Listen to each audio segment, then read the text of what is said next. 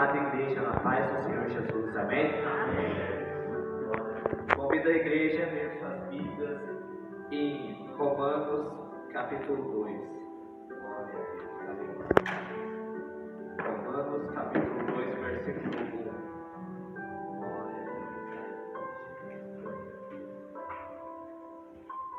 1. Glória a Deus.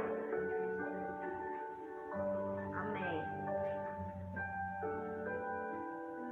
Todos encontraram? Amém.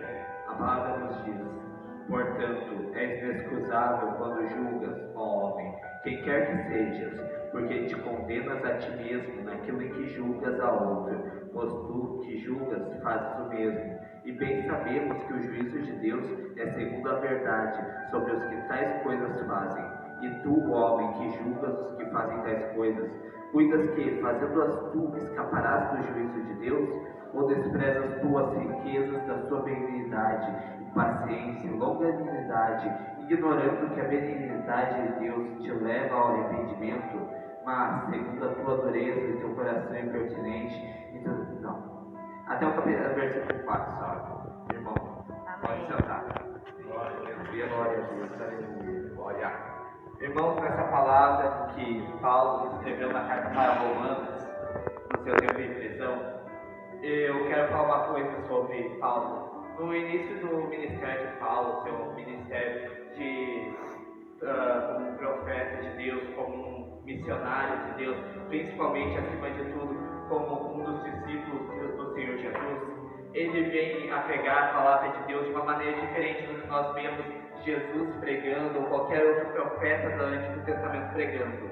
Quando ele entra em uma cidade, um lugar diferente, com um povo diferente, uma cultura diferente, ele prega para esse povo de acordo com a cultura desse lugar, para que as pessoas possam entender o que ele está falando e como ele está falando, para que elas possam absorver e aprender sobre as coisas de Deus. Quando ele escreve essa carta para Romanos, a linguagem mais predominante que ele usa é da justiça de Deus, das leis de Deus. Nas cartas de Paulo para os Romanos, Paulo tenta explicar algo, na verdade ele explica perfeitamente algo que é extremamente complicado de nós mesmos entendermos nos nossos dias comuns, lendo a Bíblia ou lendo aos cultos normais, que é a justiça do Senhor diante de nós.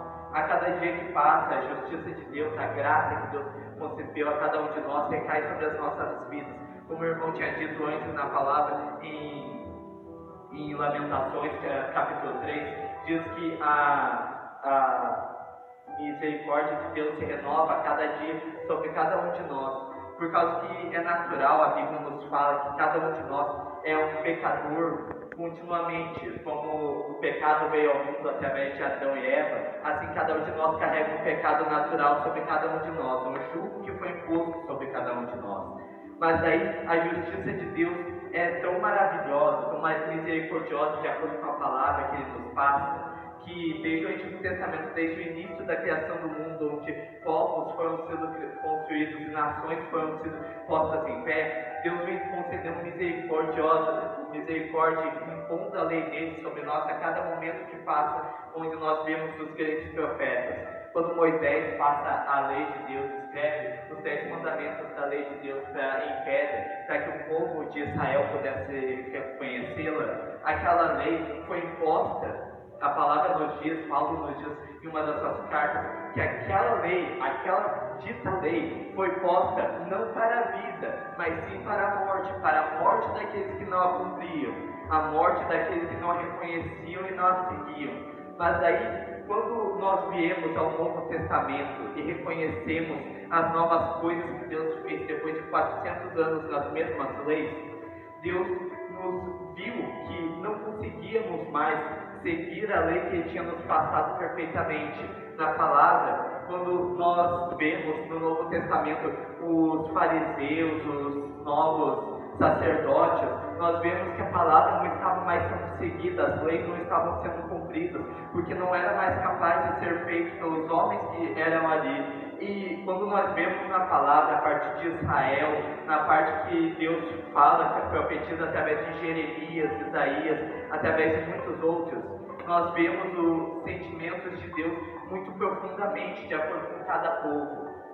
Quando Deus fala com Israel, ele pronuncia que a sua ira, o seu rancor contra Israel, não era algo predominante sobre ele, mas era algo como um cálice que se enchia continuamente de acordo com as ações daquele povo. Quando Deus fala que ele pode perdoá-los se eles seguirem as suas leis, se seguirem aquilo que ele deseja, ele o faz, e assim, quando nós vemos a palavra, quando Deus perdoa os nossos pecados, não é como se eles ainda existissem no nosso passado, mas é como se eles tivessem simplesmente sido apagados de nossa existência. Aqueles pecados não nos requerem mais, eles não nos julgam mais, não querem dizer, não significam mais a nossa existência de acordo com a presença de Deus. Quando Deus olha para nós, quando nos arrependemos de nossos pecados, somos como nova criatura perante os olhos dele. Somos novas pessoas que seguimos as leis dele, de acordo com a vontade dele, para a glória dele. Assim, irmãos, quando nós chegamos às profecias de Isaías sobre o Salvador que viria naquele grande dia, que foi Cristo Jesus, nosso Rei, Deus percebeu quando o seu cálice se enchia cada vez mais, porque o povo não seguia mais as suas leis. Estava chegando o dia em que aquele cálice seria derrubado sobre toda a terra, e toda a terra seria cheia de rancor, de ranger de dentes, de pranto e ranger de dentes. Mas quando Deus, por amor de nós, diz a palavra em João 3,16, que Deus amou tanto o mundo, de tal maneira que entregou seu Filho unigênito, para que todo aquele que nele crer não pereça, mas tenha vida eterna. Deus é Deus de justiça, Deus Pai, sempre na palavra foi descrito como Deus de justiça. A justiça de Deus e a lei dele é predominante, nada pode quebrá-la. Mas o amor de Deus, o amor que ele sente por cada um que estava sobre a terra e que se banhava em lama, em sujeira, que sujava suas vestes a cada dia que passava, ele sentiu um amor tão grande mesmo por essas pessoas, que ele teve que achar um jeito de sua justiça, a sua ira não recair totalmente sobre eles. Achou um jeito de que nós pudéssemos ter uma nova chance diante dos seus olhos e que nossos pecados, nossa sujeira fosse deixada para trás. Daí, Deus encontrou um novo jeito, uma forma de fazer com que seu povo, aquele que tinha se perdido há muito tempo, voltasse para seus caminhos de todos os cantos da terra.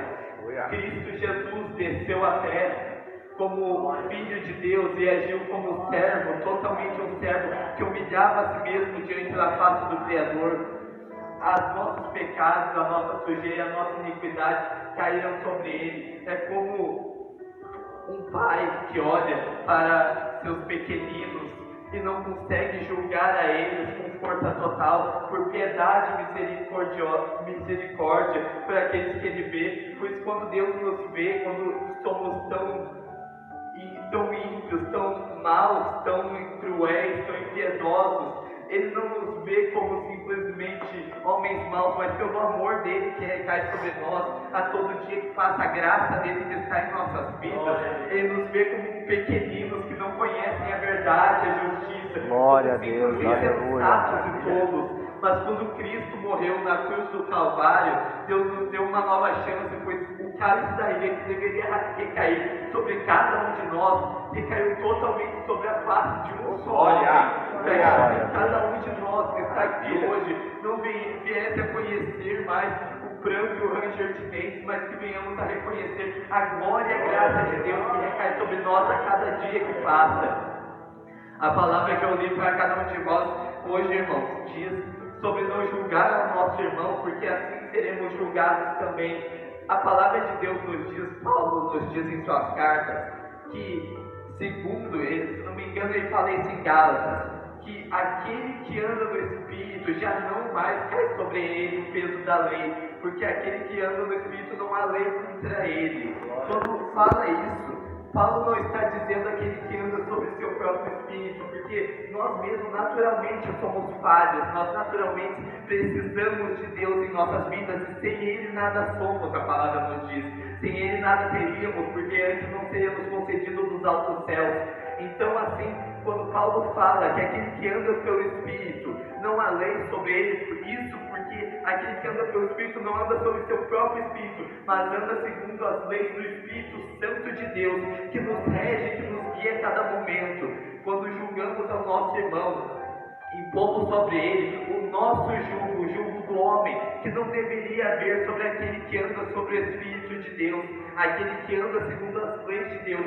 Se um irmão faz algo errado, Cristo nos diz justamente como tratar sobre algo assim. Quando um irmão faz algo errado, não venhamos perante ele o criticar, falar mal dele normalmente, como os homens ímpios fazem, mas que venhamos a falar para ele sobre a palavra de Deus, sobre o que é correto perante a vida dele, o que é correto diante da face de Deus, e deixar a seu próprio julgamento o que é correto. Como a palavra diz, o homem julgue a si mesmo. Então assim Deus nos dá uma chance tão bela e tão maravilhosa de pormos diante dele com o nosso rosto em terra, reconhecendo que ele é sobre as nossas vidas, que a graça que Cristo deixou para nós. Então o sacrifício na cruz do Calvário não foi em vão, não foi momentâneo, mas foi por uma eternidade toda, para que venhamos a nos prostrar diante dele e reconhecer que só ele é Deus, que apesar de nossos erros que cometemos continuamente, a cada dia que passa, podemos nos prostrar diante dele, pedir perdão e nossos pecados serão perdoados. Podemos reconhecer que Cristo veio para perdão e remissão de nossos pecados a cada dia que passa. A palavra de Deus nos diz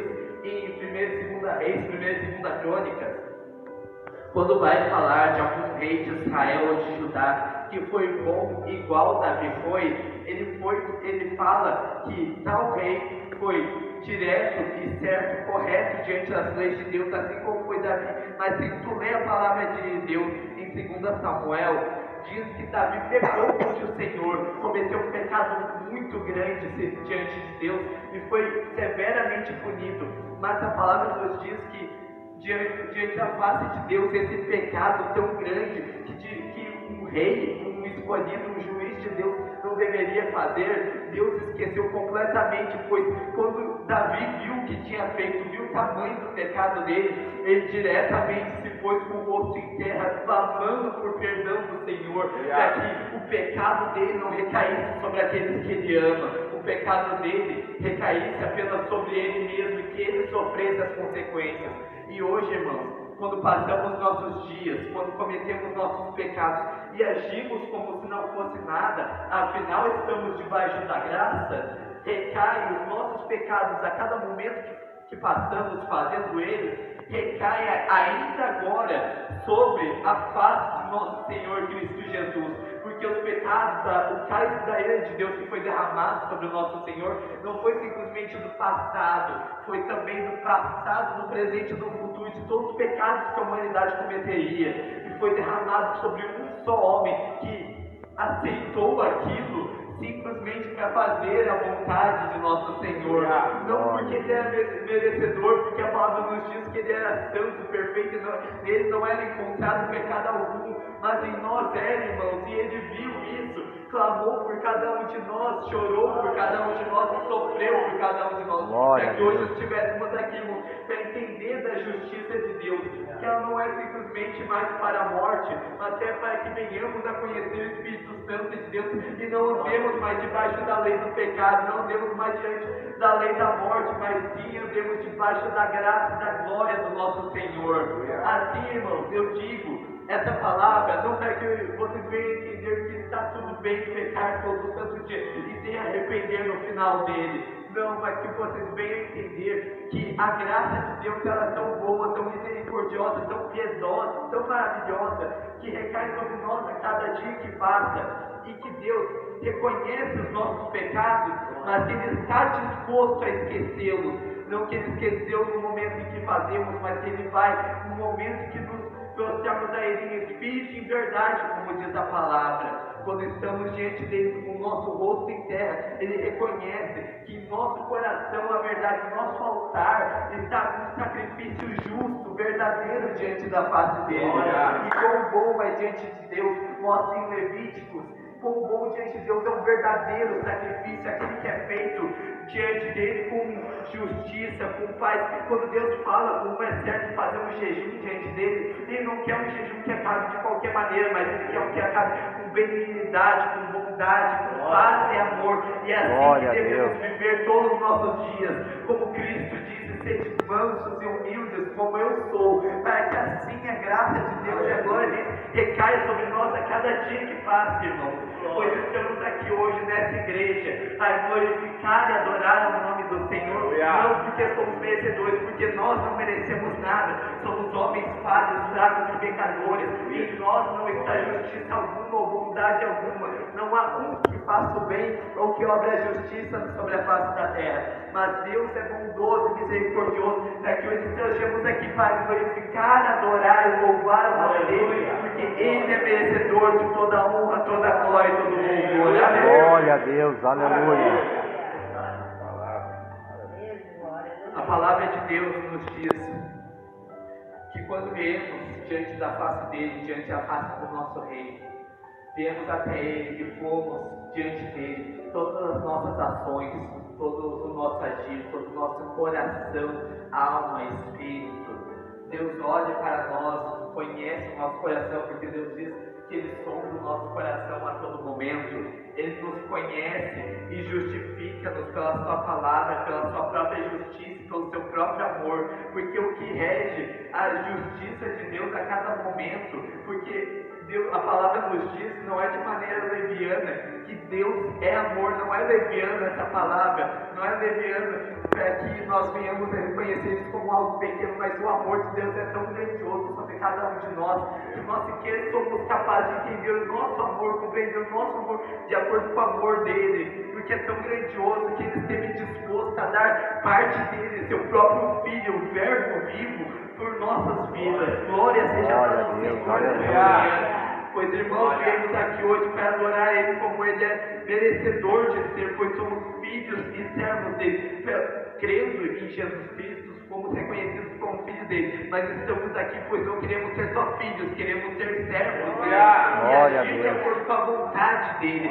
Não queremos receber tudo de mão beijada, ou receber tudo sem termos que fazer nada, mas queremos servir a Ele em espírito e em verdade, como Ele é merecedor de ser. Glória a Deus, aleluia, Jesus. Santo é seu nome, Senhor. Por isso venho aqui, irmãos, para pregar a palavra dele, não por causa que eu sou merecedor de estar aqui, de estar diante de cada um de vocês, porque em mim não habita sabedoria alguma ou entendimento algum, mas a sabedoria vem do temor pelo Espírito Santo, do temor pela justiça de Deus. Como diz em Provérbios, se eu não me engano, o temor à justiça de Deus, só Deus conhece a justiça, e Ele declarou, só Deus conhece a sabedoria, e Deus declarou a sabedoria, buscar a sabedoria como temer ao seu nome, por isso vem em temor e tremor perante vós, irmãos, para que reconheçais a justiça e o amor de Deus, que recai sobre a vida de cada um de vocês a todo momento, para que o pecado do passado de vocês não exista mais, seja perdoado diante da face de Deus, mas que seja nova criatura diante dele e que faça novas obras diante dele, reconhecendo que não sois mais a mesma pessoa, mas que mudaste pelo Espírito Santo dele, que molda-vos a cada momento que passa, pois somos vasos na mão do oleiro, e ele retira de nós qualquer imperfeição que há, e nos entregamos diante dele, pois é digno um vaso dizer ao oleiro, por que me fizeste assim? Não, antes seremos aquilo que Ele quer que nós sejamos, para que a glória dele resplandeça sobre toda a terra, pois assim diz a palavra, que a glória de Deus está sobre toda a face da terra, e que todos digam amém, glória a Deus, glória aleluia, a Deus, aleluia. Pois assim estamos hoje, irmãos, a cada dia que passamos sobre a face dessa terra, essa terra que está mergulhada em caos, em sofrimento, em dor e agonia, estamos aqui para ministrar o reino de Deus para essas pessoas que ainda não conhecem o nome santo do Senhor, para que venhamos a mostrar o amor, a benignidade, a paz, a longevidade que Deus tem para cada um de nós, que sejamos testemunhas, como Pedro diz, que em todas as nossas ações Jesus seja santificado, que sejamos testificados pelo nosso agir, e que seja testificado que Deus nos moldou de tal maneira que sozinhos não seríamos desse jeito, mas por Cristo que segura em nossa mão por todo o caminho, hoje estamos aqui sendo justos, bons perante a face de Deus, para que assim o nome dele seja engrandecido e glorificado sobre a face dessa terra. Aleluia, glória a Deus, aleluia, Jesus, santo é seu nome. Aleluia. E assim, irmãos, eu termino com essa palavra, pedindo, irmãos, que mediteis nela a cada momento que passa, pois a justiça de Deus, a graça dele, recai sobre nós a cada manhã que passa, pois ele restaura em nós a nossa alma, para que todo dia tenhamos um sopro de vida, para que possamos cada dia levantar de nossas camas, mesmo que ainda um pouco sonolentos, glorificando o nome dele, pois ele é merecedor de toda a honra, toda a glória, todo louvor. Amém, irmãos?